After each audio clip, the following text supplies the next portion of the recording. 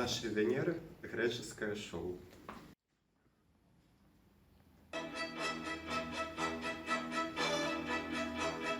Когда на земле был медный век, люди были очень плохими и злыми. Они непрестанно воевали друг с другом, не разводили скота, не приносили жертвы богам и не почитали их. Поэтому всемогущий Зевс возненавидел их и решил уничтожить весь род человеческий. Не подозревая о намерении Зевса, люди продолжали убивать друг друга. День ото дня делались все более злыми и стали похожими на диких зверей. Только двое людей знали о решении Зевса. Ожидали дня, когда он должен был выполнить его. Это были сын Прометея Девкалион и жена его Пира. Каждый год Девкалион отправлялся на далекий Кавказ и с болью в сердце смотрел на своего отца, прикованного к огромной скале. Но Прометей спокойно разговаривал с ним, давал ему советы и напутствия. Он предвидел, что Зевс собирается уничтожить людей, и посоветовал своему сыну выстроить корабль и складывать в него пищу в ожидании зловещего дня. Девкалион послушался совета отца. Только он успел выстроить корабль и запастись едой, как громовержец Зевс послал на землю непрерывный дождь. Он же запретил дуть всем ветрам, кроме влажного южного ветра Дота, приносившего туманы и дожди. День и ночь нагонял он черные дождливые облака и тучи. День и ночь лил дождь. Разлились реки и моря, землю стало заливать водой, и вода поднималась все выше и выше. Под водой оказались многие поля и леса. Только кое-где виднелись над водой отдельные, самые высокие горные вершины. Повсюду вода и вода. А по безбрежным волнам плавал, гонимый ветром, только один корабль, на котором были Девкалион и Пира. 9 дней швыряла по морю корабль, пока он не достиг возвышающейся над водой вершины горы Парнас. Здесь, на маленьком клочке суши, уселись Девкалион и Пира и стали ждать. Дождь наконец прекратился, но все люди утонули.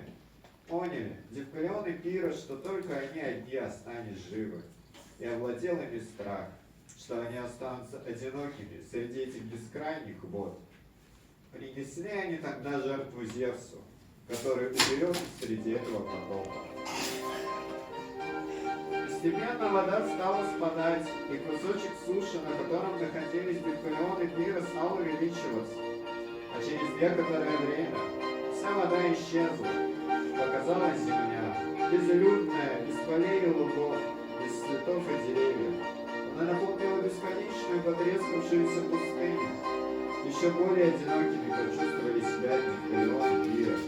Среди этой мертвой пустыни, где не было слышно даже звука живого существа.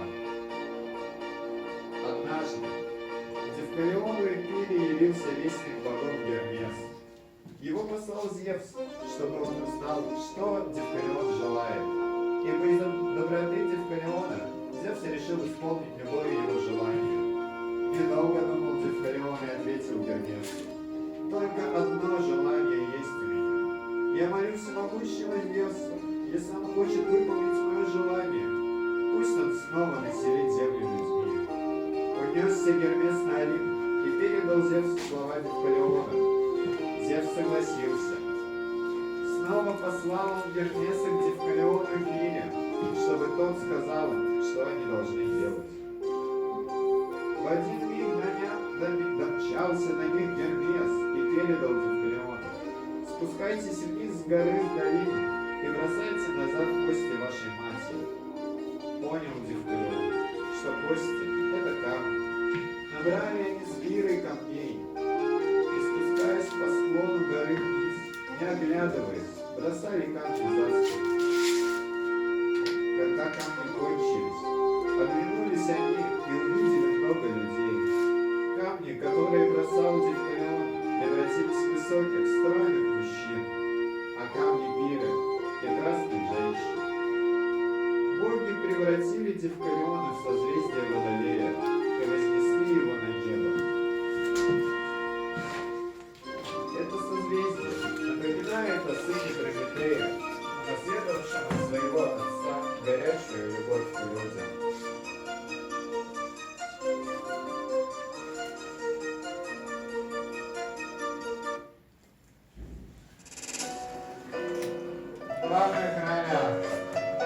конченый идиот, горячее чисто, злодей комментарий, и определенный деятель, самый крутой мужик в мире.